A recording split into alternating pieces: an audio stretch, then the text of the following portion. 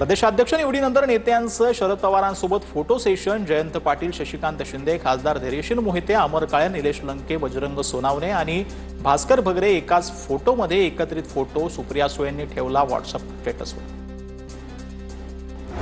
प्राडाच्या technical टीमकडून कोल्हापुरामध्ये कोल्हापुरी चप्पलेच्या कारखान्यांना भेट। कोल्हापुरी चप्पल उत्पादन करणाऱ्या उत्पादकांशी साधला संवाद। प्राडाच्या 6 सदस्यांनी घेतली माहिती। अशा 6 टेक्निकल लोकांचे जे जागतिक हेड आहेत त्यांच्या टेक्निकल डिपार्टमेंटचे ते सर्वजण आज कोल्हापूरमध्ये आलेले आहेत। ते या ठिकाणच्या चप्पलाच्या उत्पादनाची प्रक्रियेची माहिती घेत आहेत। ही प्रोसेस कशा पद्धतीनं होते। शरद पवार यांनी मला फोन करून काळजी घेण्याचा सल्ला दिला, तर जरांगे आणि माझं काही बोलणं झालं नाही। जरांगेंनी मला फोन केल्याचा प्रयत्न केला का नाही याची मला कल्पना नाही। प्रवीण गायकवाडांची माहिती। सहानुभूती म्हणून त्यांनी सांगितलं की बाळा काळजी घे, काळ काय चांगला नाही, परिस्थिती चांगली नाही, विचाराची लढाई विचारांनी लढली पाहिजे, धोका असेल तर सावध राहायला पाहिजे। मराठा नेते मनोज जरांगे पाटील खरं तर सर्व मराठ्यांचं नेतृत्व करतात। त्यांनी तुम्हाला काही फोन केला का? त्यांचं तुमचं संभाषण झालंय का? नाही, तसं आमचं काही संभाषण झालं नाही। 2-3 दिवसाची व्यस्तता लक्षात घेता त्यांचा फोन वगैरे आला असेल तर मला माहिती। मीरा रोडमध्ये काँग्रेसकडून आम्ही मराठी आम्ही भारतीय या कार्यशाळेचं आयोजन। मराठी हिंदीच्या मुद्द्यावरून तयार झालेल्या तणाव निवळण्यासाठी काँग्रेसचा उपक्रम।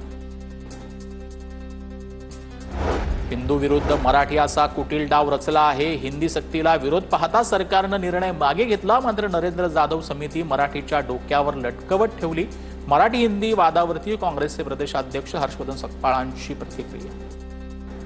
त्यावेळेस त्यांनी एक कुटील डाव हा हिंदू विरुद्ध मराठीचा आहे त्यांनी रचला। हा शासन निर्णय सरकारने हा मागे घेतलाय, मात्र नरेंद्र जाधव समितीची लटकती तलवार महाराष्ट्राच्या डोक्यावर ठेवलेली आहे।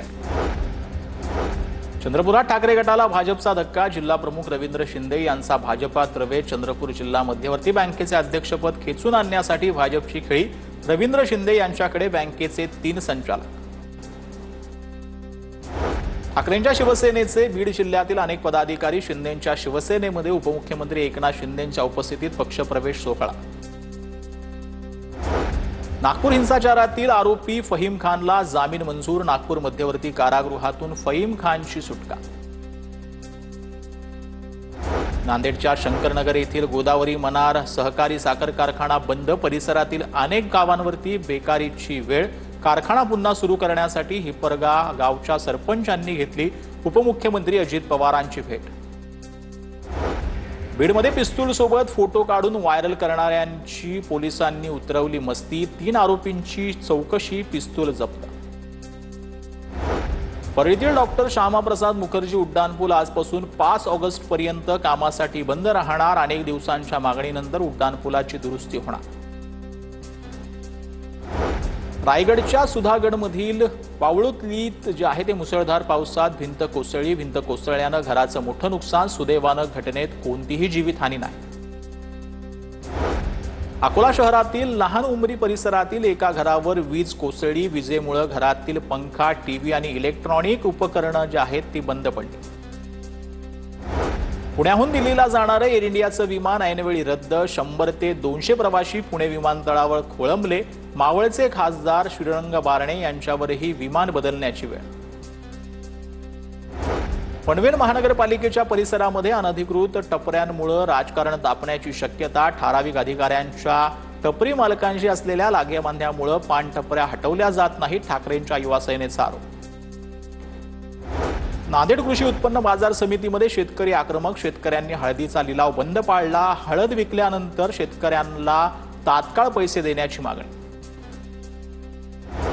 जळगावच्या पैलाड गावातील सागर पाटील 6 महिन्यांसाठी जिल्ह्यातून हद्दपार। अमळनेर तालुक्याचे उपविभागीय अधिकारी नितीन कुमार मुंडावरे यांची कारवाई। भिवंडी तालुक्यातील 81 ग्रामपंचायतींच्या सरपंच पदाची आरक्षण सोडत संपन्न। 45 ग्रामपंचायतींचं सरपंच पद सर्वसाधारण गटासाठी राखीव।